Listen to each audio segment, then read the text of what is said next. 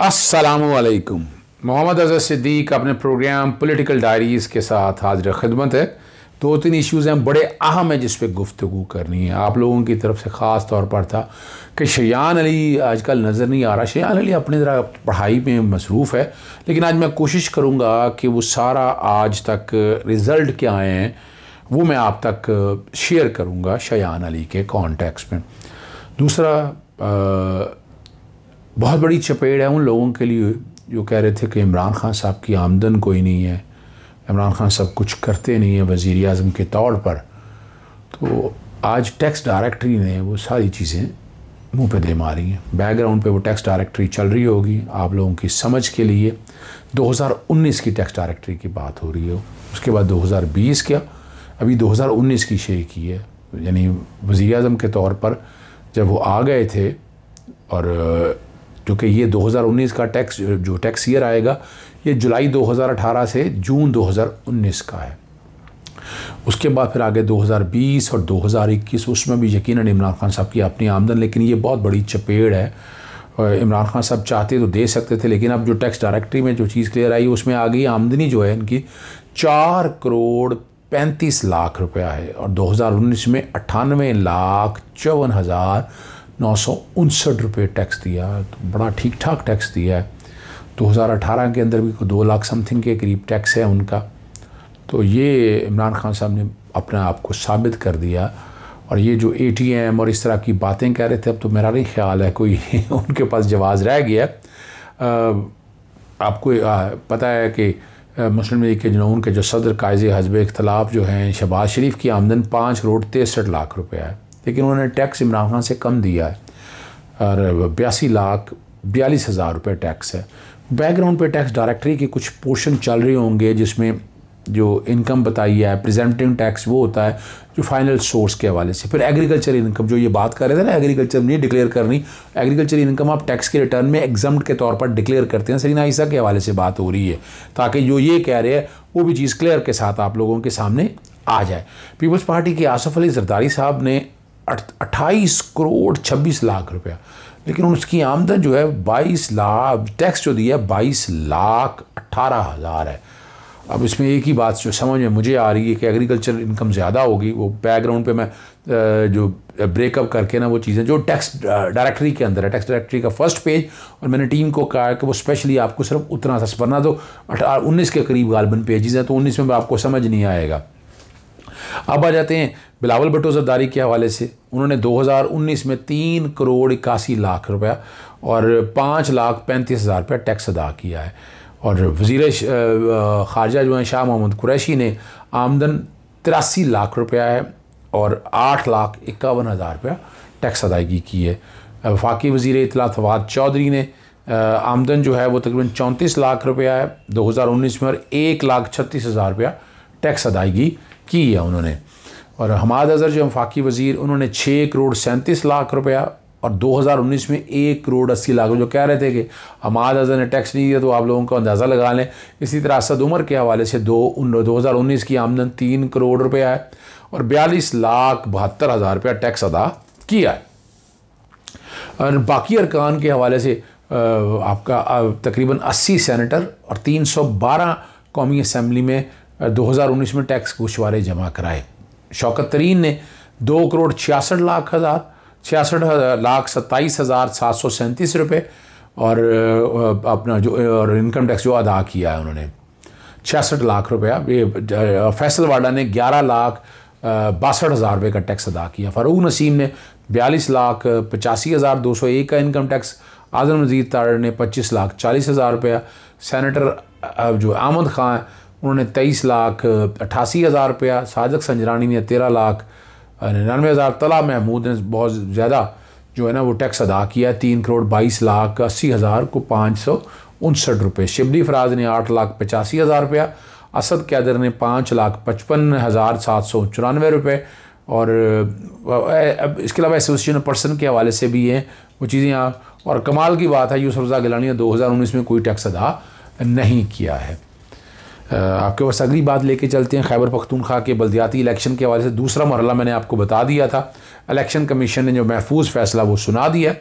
दूसरा मरहला 23 मार्च को होगा और 18 अजला में पोलिंग होगी और प्यारे महल्ले में 17 अजला के हवाले से पोलिंग हुई है, जिसमें पाकिस्तान तहरीक इंसाफ को शिकस्त, लेकिन वोट पाकिस्तान तहरीक इंसाफ के बहुत ज़्यादा थे। अब देखते हैं वो इलेक्शन स्ट्रेटजी वो क्या तय करते हैं।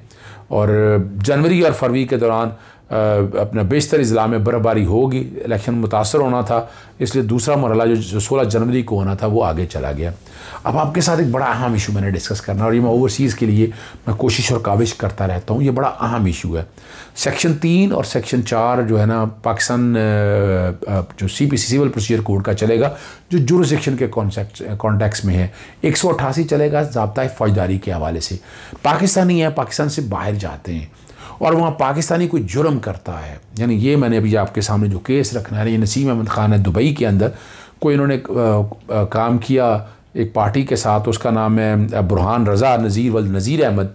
तो वो पैसे जो चेक दे के आया, चेक बाउंस हो गए और वो पाकिस्तान भाग आया, और करोड़ों रुपए का ये काम था।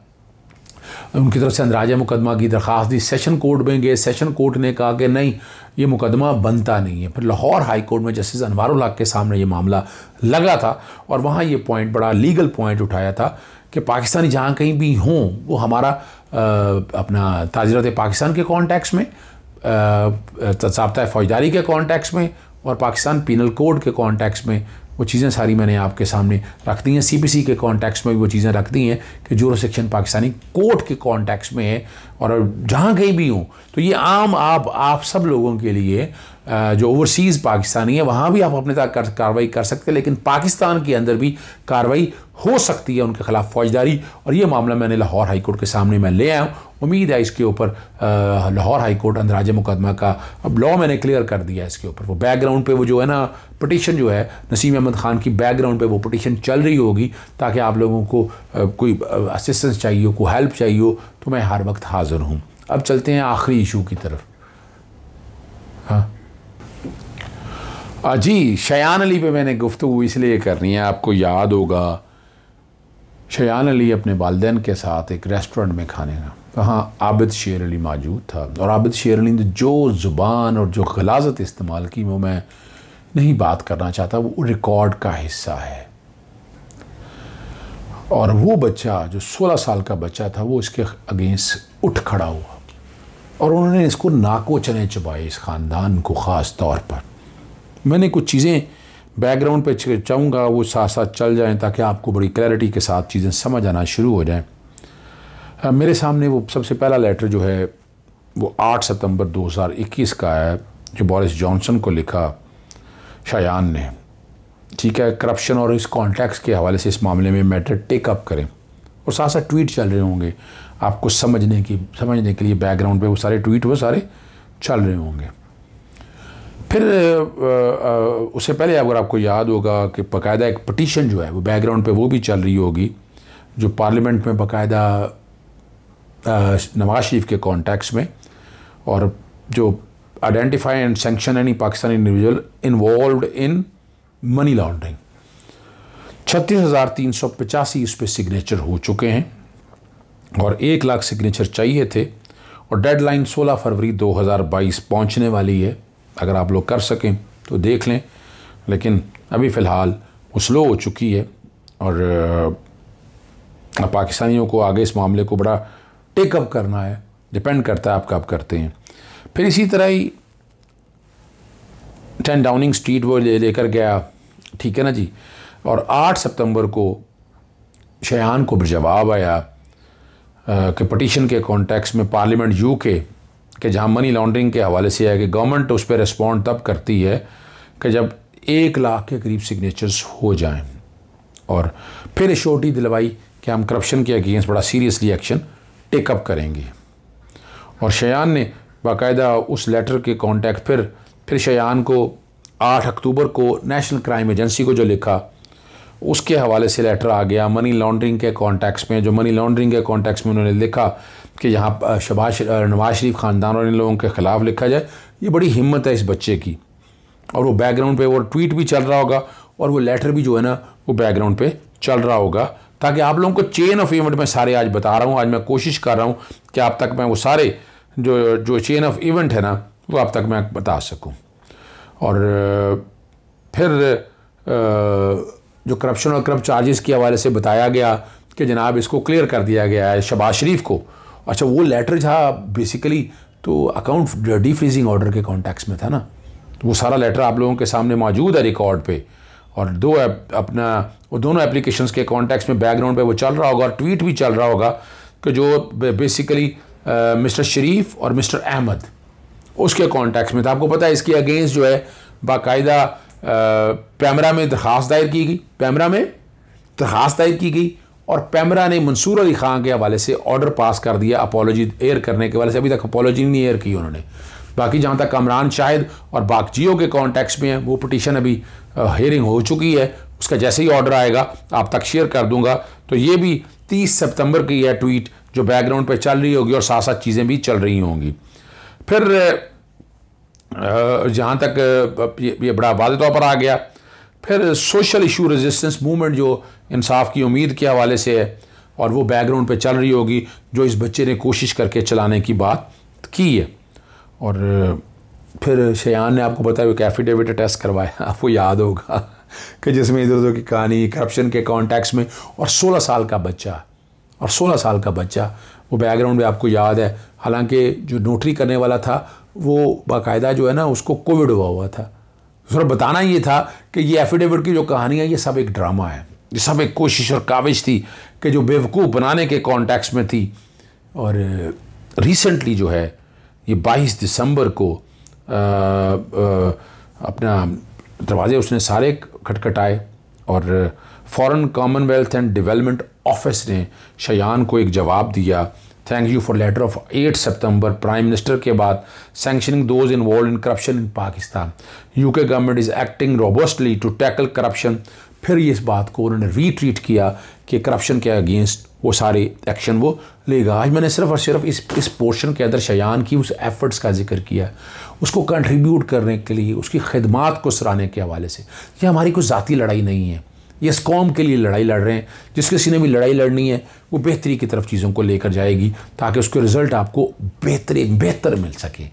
और ये शयान अली डेफिनेटली मुबारकबाद का मुस्तहिक है और डेफिनेटली इनके वालिदैन जो हैं वो भी बहुत मुबारक के मुस्तहिक हैं कि उन्होंने इस बच्चे को एनकरेज किया। कल यकीनन आने वाले दौर में ये पाकिस्तानी पॉलिटिक्स में आएगा और बड़ा एक मेजर रोल प्ले होगा। ये यानी मलाला जैसे लोग नहीं कि जिनका अपना एक एजेंडा है, ये वो पाकिस्तानी है जो पाकिस्तान को आगे लेकर चलेगा। हम कोशिश करते रहेंगे। शयान को मैंने आज खुद साथ नहीं लिया क्योंकि चीज़ें ज़्यादा बात करनी थी तो उतनी में गुफ्तगू नहीं कर सकेंगे और उसकी एप्रिसिएशन प्रॉपर नहीं दे सकेंगे। मैंने आज सर एक तरह की डॉक्यूमेंट्री है उसकी एफर्ट्स के कॉन्टेक्स्ट में और उसको खराज तहसीन पेश करने के लिए इजाज़त चाहूँगा। अस्सलाम वालेकुम, अल्लाह हाफ़िज़, पाकिस्तान जिंदाबाद।